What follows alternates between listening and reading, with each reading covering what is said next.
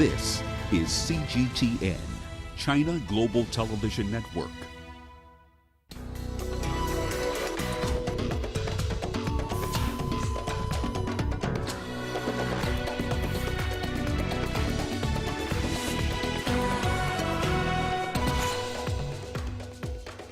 Thirteen civilians killed in suicide bomb attack in Cameroon. Chinese Foreign Minister Wang Yi heads to the Seychelles in final leg of Africa tour. And U.S. President Donald Trump says he won't attend Joe Biden's inauguration as Twitter permanently suspends his account. Hello, welcome to Africa Live. As always, great to have you with us. I'm Richard Nta, live in Nairobi. And for those of you joining us from across the continent and around the globe, we thank you for joining us. Let's take a look at other stories making headlines this hour. Nigeria expecting a quick turnaround and rebound this year despite pandemic disruptions. And in sports, Proteas eyes a cautious rebound after victory over Sri Lanka. Once again, welcome to Africa Live. So good to have you with us. I'm Richard Nta. Let's begin in Cameroon, where at least 13 civilians have been killed in an overnight attack in the northern part of the country. Assailants stormed the village of Mozogo near the border with Nigeria. As residents tried to escape into a nearby forest, a female suicide bomber detonated an explosive belt among the crowds. An official said one other attacker was killed by security forces. Local authorities blamed the attack on Islamist group Boko Haram, which has been responsible for previous hits in the region. An insurgency by the group has spilled over to Cameroon from Nigeria, where Boko Haram has been active since 2009. The militant group has stepped up attacks in recent years, leaving thousands of people dead. Well, and to the United States, Twitter says it has permanently suspended U.S. President Donald Trump's account, citing risk of inciting violence. Trump is set to leave the White House in a little under 2 weeks, but that narrow time frame isn't deterring Democratic lawmakers from trying to impeach him after Wednesday's storming of the U.S. Capitol by his supporters. Jill Gibson has the details. Well, there's a bit of a cat and mouse game going on at Twitter at the moment, with the president appearing to be trying to get messages out on different related accounts, including @TeamTrump, his official campaign account, which has now been suspended as well, and also his official government account @POTUS. On that account, he put out a tweet which has subsequently been deleted, saying that Twitter is not about free speech and saying that we will not be silenced. Now, Twitter says that President Trump put out 2 tweets on Friday that violated its glorification of violence policy and that those tweets could inspire others to replicate acts of violence. Of course, a reference there to Trump supporters bursting into the US Congress when it was in the middle of a session on Wednesday. Now, President Trump has already been banned by Facebook from its platforms, but it is extraordinary to see this Twitter account, the @RealDonaldTrump account, that has just been at the very heart of President Trump's presidency. He's even fired high-level officials using this account via tweets, and now it is completely silenced. Well, things are certainly moving extremely quickly here in the US Capitol. Nancy Pelosi, the Speaker of the House, has said that she even called up the chairman of the Joint Chiefs of Staff and asked about President Trump's access to the nuclear codes. Meanwhile, we could also see articles of impeachment filed in the House of Representatives, perhaps as soon as Monday. There's been some drafts leaked in US media here, perhaps indicating that President Trump is going to be accused of incitement of surrection. That's clearly a reference to the speech that he made in front of the White House on Wednesday before his supporters marched up Pennsylvania Avenue and then broke into the US Congress itself.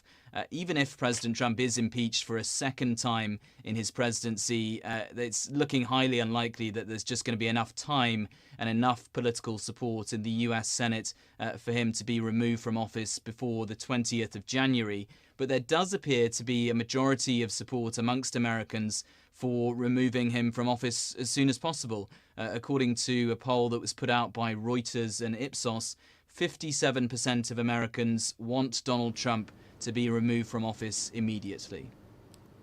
Earlier, we spoke to Holden Chow, vice chairman of the Hong Kong political party called Democratic Alliance for the Betterment and Progress of Hong Kong. He compared the reaction of U.S. lawmakers to the violence in Washington this week with how they judged the Hong Kong protest in 2019. The U.S. politicians, even including the Secretary of State, they condemn the violence happening on the Capitol Hill, and they say they would prosecute those people who carry out that sort of violence and chaos.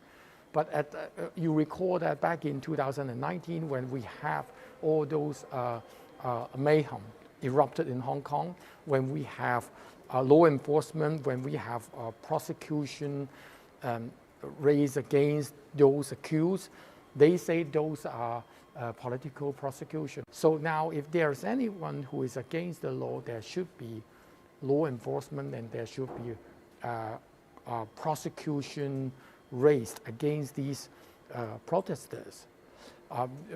We are doing this, but at the same time, when we are doing those prosecution, then they just smear the arrest, they smear our prosecution as with a political prosecution and stuff like that. So that only heralds their double standard.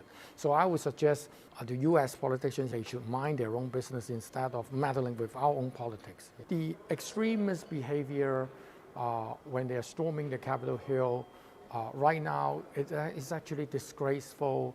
It causes harm to everyone. And I think even U.S. citizens, I believe that a lot of people are very angry. At the same time, you imagine, you look back to what happened back in 2019, exactly the same thing happened here. People stormed the electoral complex, petrol bomb being thrown everywhere. And I think it actually hurts everyone in Hong Kong too. So I think if people could consider the impact, the consequence of these all violent protests, then you know that how bad is it. And people are actually very angry. Because that sort of violent protests and the mayhem indeed affect a lot of people. The Democratic People's Republic of Korea leader Kim Jong-un has called the United States the, quote, biggest enemy, close quote, of his country.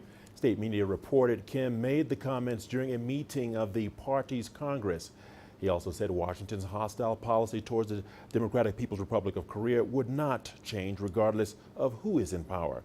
And he called for expanding his nation's nuclear arsenal and further advancing weapon systems. The statement comes just 2 weeks before Joe Biden takes over as the new U.S. president.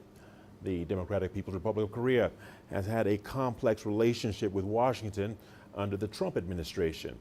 Kim had 3 meetings with Donald Trump, and the two have exchanged a number of letters, but little progress was made.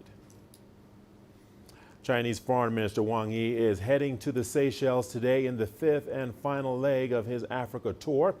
He has already visited Nigeria, the Democratic Republic of Congo, Botswana, and Tanzania. We spoke to Racine Vanier, the chief editor of the Seychelles news agency, about the significance of this visit. You know, the Seychelles is one of the smallest countries in Africa, and Chinese is one of the biggest around the world. And for the Seychelles to have this kind of the visit, this is a big recognition for the cooperation that exists between the two countries, especially because we have more than 40 years cooperation between the Chinese government and the Seychelles government. The Chinese government has helped a lot of Seychelles in terms of the development of the infrastructure. If you go around the country, you will be able to see that all the schools that we have here in Seychelles has been built by the Chinese government. That means all the students that go to school think about Chinese because this is the Chinese that has been built the school. And we have a very good cooperation in terms of medical because the Chinese government has given to the Seychelles, I think, a lot of doctors to help health system. You know, actually, the Seychelles face a very big problem in terms of the economy. We have the tourism industry that has been have a lot of problem. We did not receive we have 70 to 80% less tourists that came in Seychelles last year. I think the most important is that we can have more tourists to help the economy.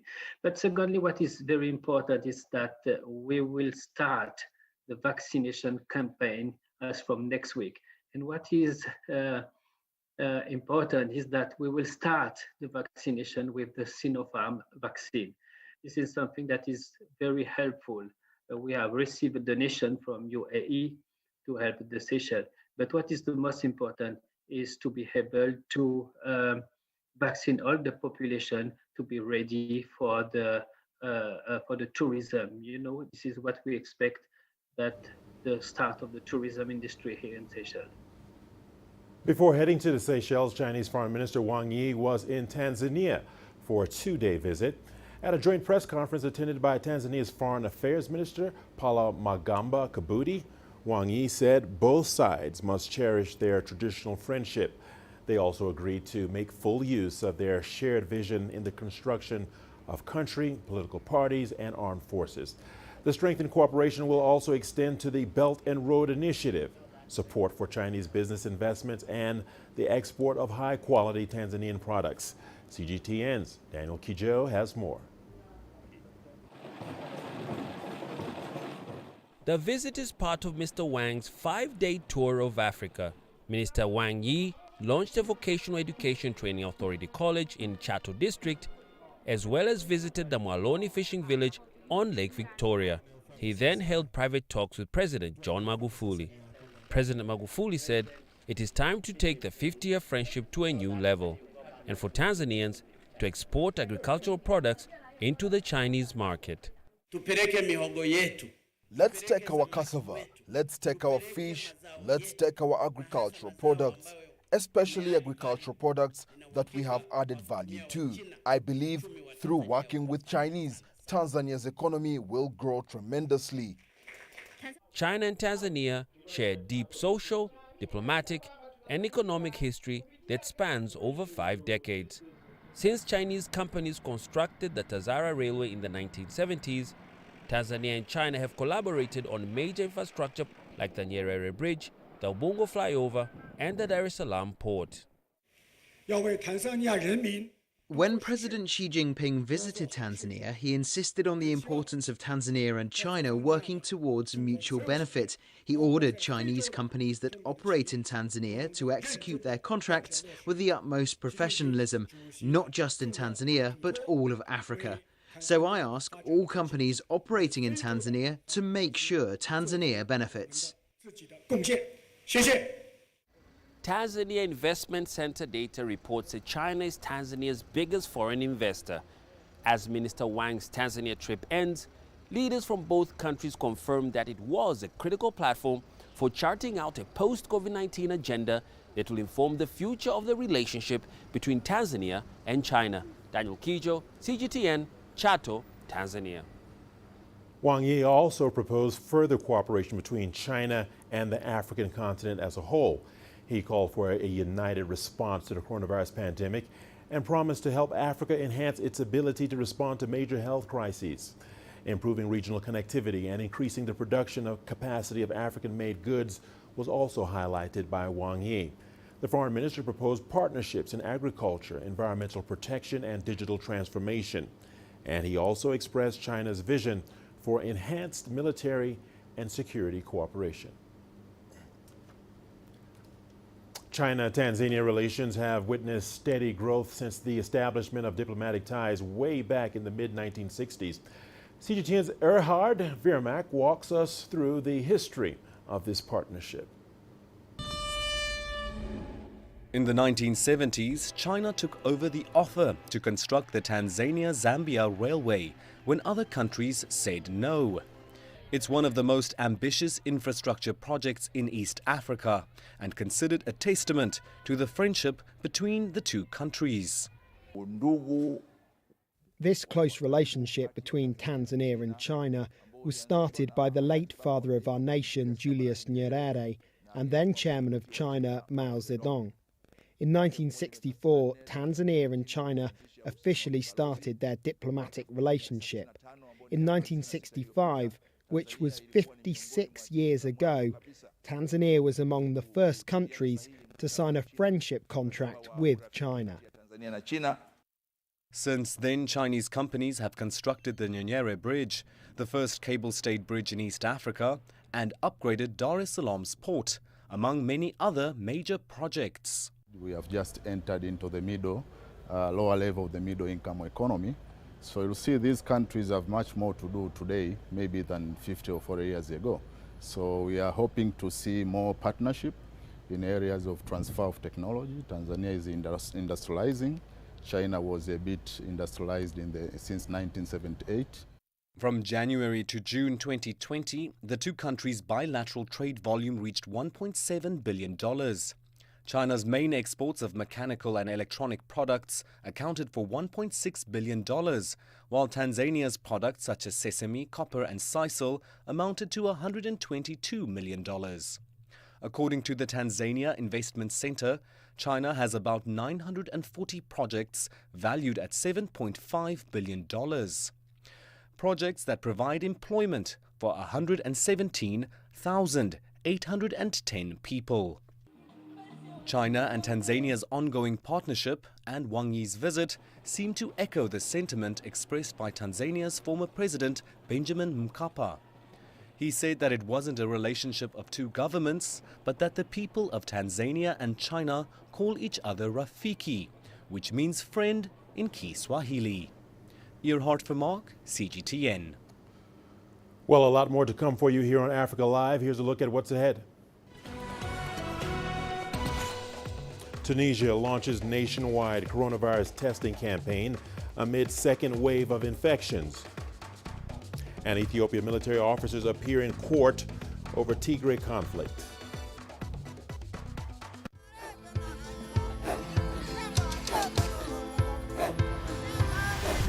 Africa is a continent of diversity, with varied climates and enchanting geography, and a people so distinct, but with a shared enduring spirit. We are at the heart of the continent to bring you the untold stories. Let's have a look. We celebrate Africa as it shapes its own destiny. I've been Tunis, Cairo, Juba, Johannesburg, Ethiopia, Tanzania. Africa Live. Find your voice.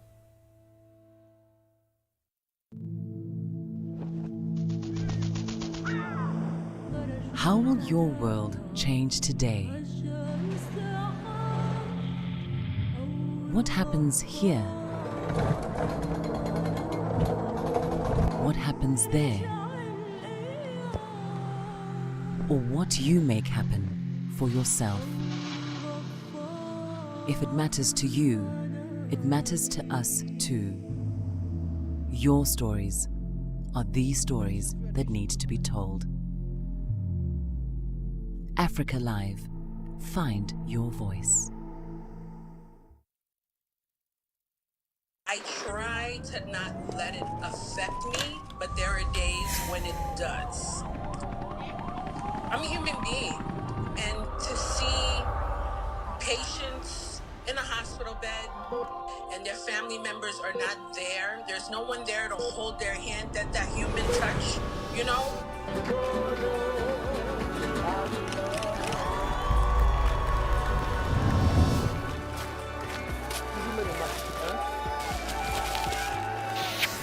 I just hope everyone can remember that the situation is not permanent and that everything will get better eventually.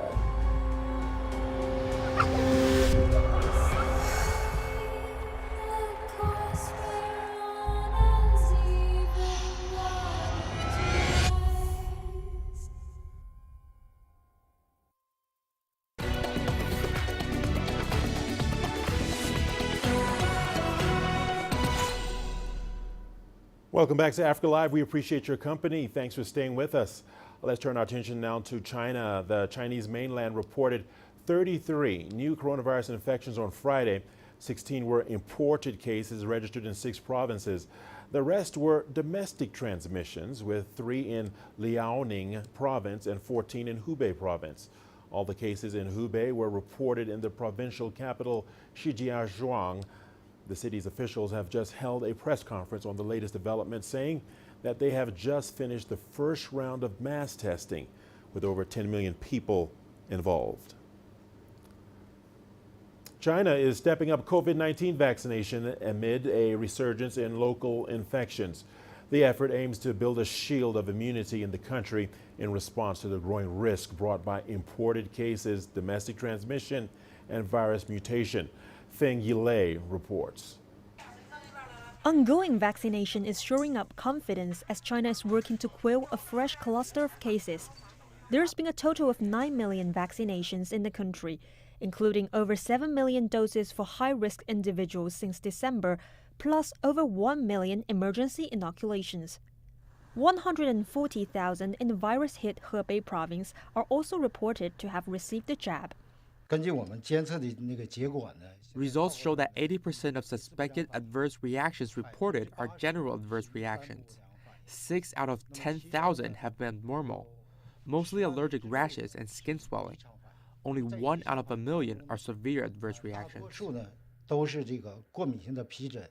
China has introduced an inoculation plan in accordance with its vaccine production capacity and containment conditions.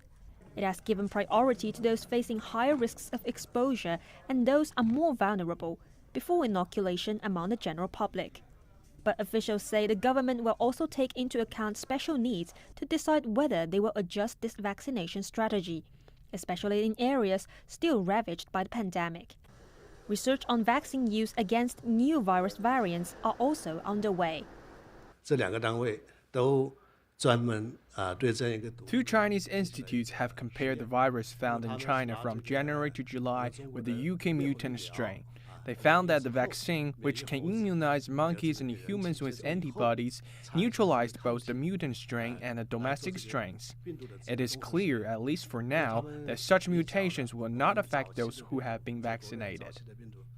Health authorities have worked out protocols to help push inoculation efforts, from setting up vaccination stations to distributing vaccines and handling adverse reactions. With more vaccine options expected to hit the market, officials say they will make sure prices will be regulated accordingly and ensure there won't be any contradictions with the free vaccination China has promised. After conditional market approval, free vaccination will be provided to citizens with consent. The cost of the vaccine plus that of the vaccination service will be covered by the medical insurance fund and the government finance, so individuals don't need to pay. More Chinese vaccines have also shown effectiveness abroad, with Sinovac Biotech's vaccine showing 78% effectiveness in late-stage Brazil trials. Recently, countries including Peru, Egypt, Thailand, and Brazil have signed supply deals with Chinese vaccine providers. Chinese officials have said vaccination remains the most effective means of fighting the pandemic now in the country, especially with the fast-approaching Spring Festival, which could bring a domestic resurgence. Feng Yilei, CGTN, Beijing. The mayor of London has declared what he's calling a major incident over the coronavirus crisis in the city. A, quote, major incident is an emergency that requires the implementation of special arrangements of emergency services. The United Kingdom reported over 1,300 deaths on Friday, its highest toll since the pandemic began there. Sadiq Khan warns that unless the virus slows down, hospitals could run out of beds over the next couple of weeks. The UK is battling a surge in new cases, prompting a third nationwide lockdown. On Friday, it approved a third vaccine for public use from the U.S.-based company Moderna. Officials say the first doses of the jab should be available by spring. Meanwhile, the Tunisian government and the COVID-19 task force have launched a nationwide coronavirus testing campaign. Tunisia is battling a second wave of coronavirus infections. Adnan Chouachi reports. The mayor of Tunis declared that a rapid testing campaign targeted people showing COVID-19 symptoms.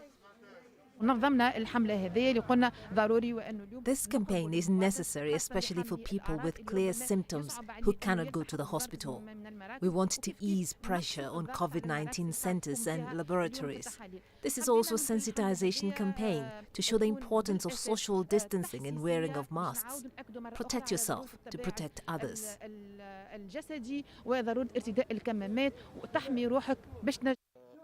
Medical and paramedical staff randomly performed some 5,000 rapid tests in Tunis district. A total of 696 people, or 16%, tested positive for COVID-19 in one day. The rate of positive results climbed to around 36% in the coastal cities of Sfax and Sousse. Some regions reported a rate of over 50%. The turnout is high. We detected dozens of positive cases in less than 1 hour. Our objective is to provide detailed data on the rate of infection in order to limit the spread of the virus and prevent further infections. According to the health department, less than 30% of people testing positive for COVID-19 reported having symptoms on the day of their test. This data suggests people are not necessarily aware they are carrying the virus and spreading it onwards. I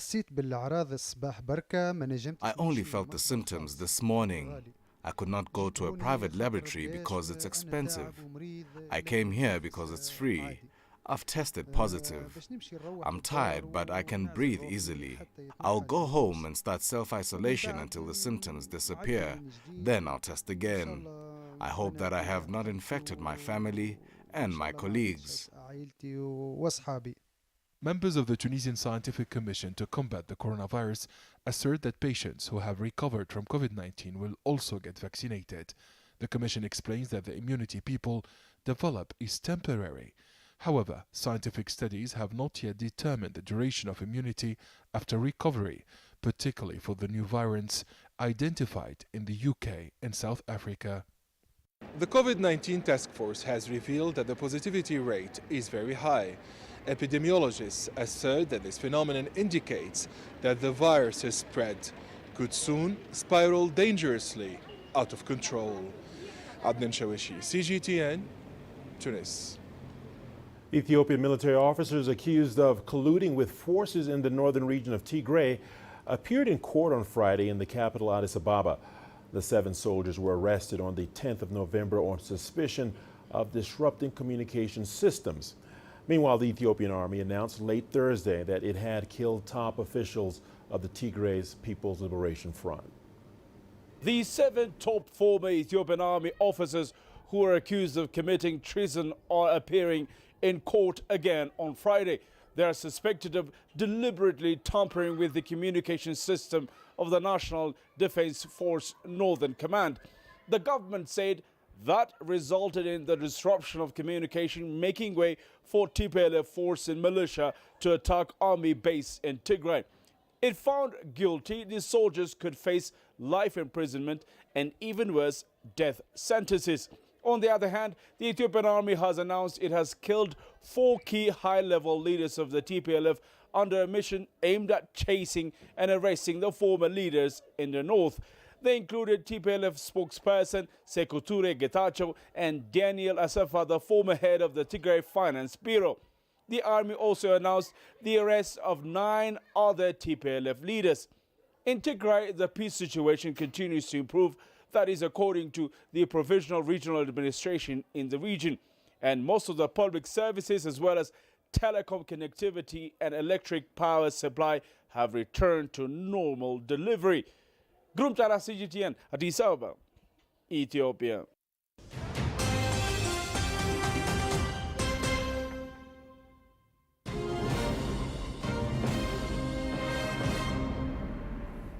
All right, here's a reminder of some of our top headlines at this hour.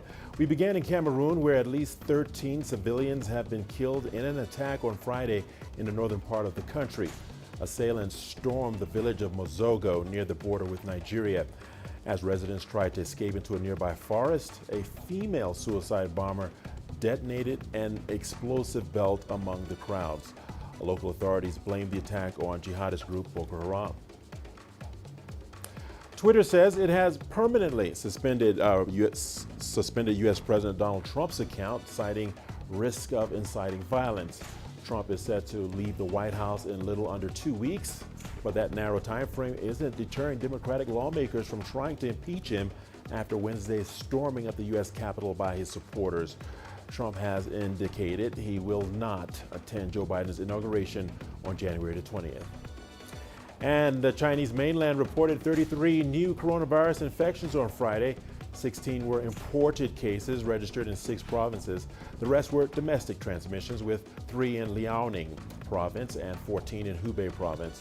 All the cases in Hubei were reported in the provincial capital, Shijiazhuang. The city's officials have just held a press conference on the latest developments, saying that they have just finished the first round of mass testing with over 10 million people involved. And that's a look at some of our top stories making headlines this hour. Time now for our business segment. Don't go away. Nigeria expecting a quick economic rebound this year despite pandemic disruptions. And we'll bring you a story about a gift that keeps on giving for parents around the world.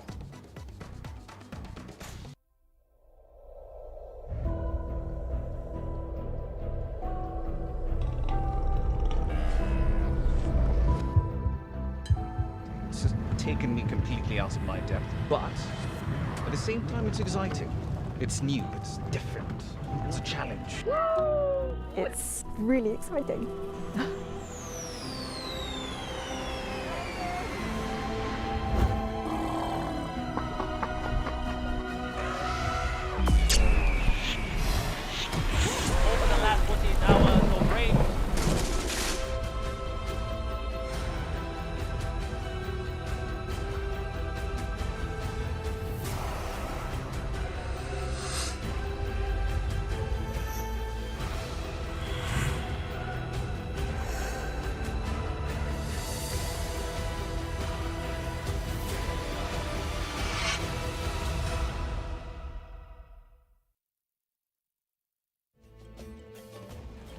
There's more to this place than just glorious landscapes. There's more to it than just, say, Table Mountain or glorious, endless salt flats. There's more to it than countries that are home to some of the deepest mines in the world. There is so much more to this place, even if it is home to some of the finest diamonds on the planet. It is the sheer diversity of the people who call Southern Africa home, and the relentless drive to make it a better place that make it so special. And we know that because this too is home.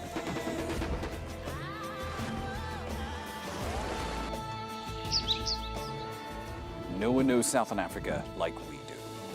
CGTN, see the difference.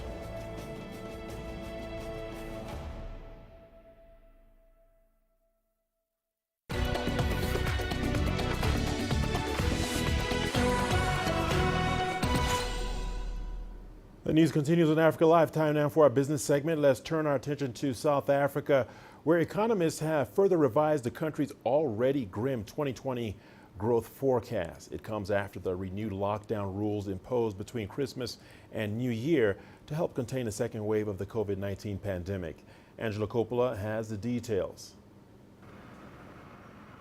Some economists are suggesting that a first quarter contraction could be in the offing. If you look at this year, because of the low base effects that we saw in 2020, expectations range from anywhere between 2% to about 5%. Our own forecast at Alexander Forbes is about 3.8% for the whole year of 2021. But even that forecast is really subject to risks. One sector that understands risk is the mining sector. It remains a key pillar in the country's recovery, and operational planning is a critical aspect of its success. I think from a cost perspective, in terms of the testing and all the additional protocols we've got to put in place, we've made provision in our budgets for this year. From a cost perspective, I think we've anticipated in December that this wave was coming, so we had recruited some additional key skills during the course of last year. We've extended their contracts, to try and fill key vacancies. There are other risks like public healthcare management and corporate and human counterparty risk, but they're overshadowed by the massive economic risk. Jobs will remain scarce. No companies are going to be hiring new individuals without knowing how far the economy is going to recover. Incomes are going to be impacted, and with incomes being impacted, it means household consumption will also remain quite muted as long as individuals don't feel safe to go out and spend. While the government can't be questioned about the social support safety net for individuals, economists are questioning how much support the government has provided to the business sector, especially the country's economic engine room, small and medium enterprises. Roughly between 16 billion to 20 billion of that 200 billion has been disbursed to a small medium enterprise, which means a large majority of those funds are still available, in part also reflecting the credit risk appetite of commercial banks, which are the implementing agents of this instrument. Just as everyone is expecting the economy to get back on track again, at least to pre-2020 levels, this latest lockdown is going to mean that we're going to see some more contraction. I'm Angelo Coppola for CGTN in Johannesburg, South Africa. Nigeria has maintained its lead as the biggest economy in Africa in terms of the size of the country's gross domestic product. And that's according to the International Monetary Fund in its recent World Economic Outlook report. Africa's leading economy slumped to a contraction in the third quarter of 2020, but it's optimistic of a quick rebound this year. CGTN's Kelechi Mekalam reports. The IMF ranking is based on nominal GDPs of countries' estimates from financial institutions. They're calculated at market or government-approved exchange rates. Nigeria earned the #1 spot in Africa and 26th worldwide with its GDP of about $443 million. Though it puts the West African nation at a vantage position, experts say it's a subpar feat. Investors across the globe will consider countries where they want to pool their monies. So when we talk about the strength of a country, they are not just going to consider the population, they also want to consider the size of the economy. The larger the size, it is expected that the economy will attract more investment for the country. Nigeria should attract investment in the coming period, and I think in 2020 we should have experienced that, but for COVID. If we didn't perform well, we're supposed to be the 20th. And if we had done a quarter of the things that were embodied in the Vision 2020 document, I bet you we will have been between the 10th and 15th biggest economy in the world. For instance, we have very much improved our infrastructure. We have made ourselves very, very competitive trade-wise in terms of production of goods and services, that we will have positioned ourselves in a very good area to compete now that we have the African Free Trade Continental Area. Nigeria's GDP contracted by -3.62% in the third quarter of 2020. The recession's been fueled by a raft of issues, including the fall in oil prices, trade imbalance, and economic disruptions caused by COVID-19. All we need to do right now is to reorder our priorities. The music has changed, so we can't continue dancing to the old step. One is that we are not making enough revenue. Two is that the little we have is not properly managed. Secondly, we need to block loopholes. In the short term, government needs to support small businesses so that pressure that we have on prices will significantly reduce. Number two, what government should do as a matter of medium term is to partner with private sector. With public-private partnership, government can conserve revenue. But the third and the most important, which is the long term, which I think government should start to lay foundation for today, is contained on this of doing business, is also contained in National Economic Development Plan. It's not yet a huru for Africa's largest economy.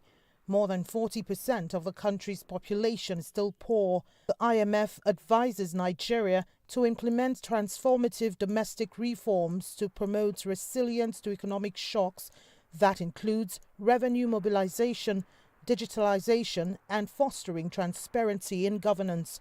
A move that could see Nigeria taking a leading position beyond nominal GDP. Kelechi Mekalam, CGTN Abuja, Nigeria. Staying in Nigeria, the country is witnessing a rapid rise in the adoption of digital currencies and now leads Africa in cryptocurrency usage.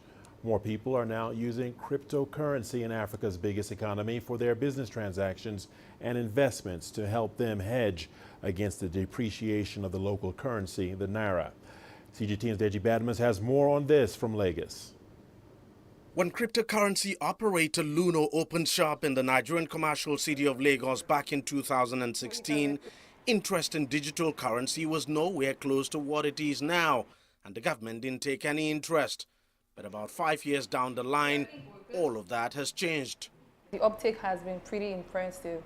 I was discussing with my colleague, sign-ups we see every day is massive. So people, in other words, it means that people are actually interested in this new technology. It's the same story for another operator, My Top Exchange, which has seen a massive growth in sign-ups in the past 4 years. The truth of the matter is, people are actually jumping into this cryptocurrency world or trend. Just one reason: they want to make money, they want to make profit, they want to make astronomical profit. The adoption of cryptocurrency, especially Bitcoin, has grown rapidly in Nigeria in the last 5 years. Data from global peer-to-peer marketplace Paxful shows the country traded 60,215 Bitcoins valued at over $566 million within that period. It's the second largest volume worldwide and only behind the US. And it's not only the quest for quick, huge profit that is driving the volumes. I have customers that they usually make payments to their suppliers using cryptocurrency, because going through the banking system, of course, for a bank, you have a limit to what you can get in terms of foreign currency. So people just use Bitcoin, because with Bitcoin, you can get any amount, well, specifically some sort of amount, and then transferring is not going to be of so much difficulty. It's pretty much easy and frictionless, and the person gets it within minutes, so it's instant. Several factors are combining to promote the growth in the use of cryptocurrency across Africa. During the national lockdown in Nigeria, for instance, Paxful reported a 30% rise in Bitcoin trade in the country. The vast majority of those embracing the trend are young people. What we're also doing is focusing on education, because perception around cryptocurrency is still something we're trying to improve on. Some people see it as a complex technology. Oh, I don't want to invest. Some people see it as a Ponzi scheme, right? Oh, okay, I'm not, so these people are criminals and all that. And then other people just think, oh, you know what, cryptocurrency, I don't have the money to invest in cryptocurrency. And as the crypto rush continues, some experts are quick to warn potential investors to watch out for the risk and hedge against it. It's a very volatile market, extremely volatile market. Within a twinkle of an eye, it can appreciate and gain so much value. And also within a twinkle of an eye, it can depreciate and lose can lose like 100% of the value it gained yesterday. So that is why you don't invest more than what you can afford to lose. Despite the risk, digital currency experts project a continued rise in the adoption of cryptocurrency across the continent, especially given the weaknesses and instability around local currencies. And after initially kicking against the adoption, governments across the continent are now beginning to embrace it and roll out measures to regulate the trade in cryptocurrency. Money is evolving, so that's weird. So it's something that we cannot control. The best we can do is be part of this new technology, because it's here to stay. It's an inevitability many are now resigning to, including governments across the world. Deji Badmus, CGTN, Lagos, Nigeria. The COVID-19 crisis has been a silver lining for Tunisia's inflation rate, which dropped in 2020. As CGTN's Adnan Chouachi explains, that's largely due to a drop in imports. Let's take a look. The National Institute of Statistics explained that stability is mainly due to the acceleration in the rate of food price increases by 4.4% against 4.3% in November 2020, as well as health products and services by 7.5% against 7.3% 1 year ago. The latest figures show that since the beginning of 2020, inflation has been on the downward trend from 5.9% in January 2020 to 5.8% in February, followed by a transitory rebound to 6.3% during the months of health lockdown due to the COVID-19 pandemic, then a gradual ebb to 5.4% from August to October, and to 4.9% in November and December. The Central Director of Economic Statistics added that core inflation, excluding food and energy, stabilized at 5.9% against 6.1% in October 2020 and 6.3% in September 2020. Core inflation is stable. We exclude food and energy products because their prices are highly variable. 5.9% is an important indicator of stability. However, it stopped considerably compared to September 2020, when it was around 6.3%. According to the latest statistics published by the Central Bank of Tunisia, the country's net foreign exchange reserves exceeded $8.6 billion on January 5th. It is equivalent to 161 days of import. The inflation does not stabilize because of a production ramp-up, but rather due to imports decline. Due to the global coronavirus crisis, Tunisia reduced imports as well as exports. The price of oil is down, and Tunisians don't use foreign exchange as they don't travel. Consequently, foreign exchange reserves hit a new record. This translates into disinflation. However, inflation is still very high in Tunisia.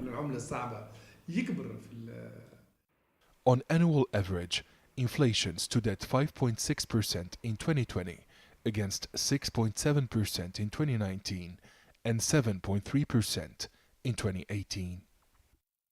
During the first wave of COVID-19, demand for pandemic-related goods as well as food products surged in Tunisia. The prices of some specific goods went up.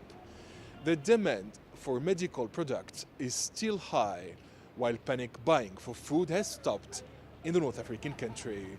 Abdel Shawishi, CGTN, Tunis. A new type of clothing inspired by the ancient Japanese art of origami could help the fashion industry reduce waste and help moms and dads save money buying kids' clothes. The company Petit Pli seeks to introduce clothes designed to adjust to the shape of growing children in hopes of edging out fast fashion. CGTN's Beryl Aurora has that story. London-based startup Petit Pli, which is French for little pleat, designs children's clothes with an innovative pleat system that lets them grow with the child, expanding in multiple directions but also able to contract back to their original size. Petit Pli exists because the fashion industry is the world's second largest polluter, and we already know what one of the solutions is, and that is to extend the life and use of clothes, and that's the best way we can reach our carbon, water and waste emission targets by 2030. According to Yasin, children grow 7 clothes sizes during their first 2 years, meaning parents are left with a lot of clothes that have barely been worn before they are too small for the child. When I first showed my niece the garment that expands, she was around 3 years old, and so the garments in their condensed state looked too small. And then when I opened it for her, she just gasped with excitement, and I think that element of magic truly captured what innovation can be.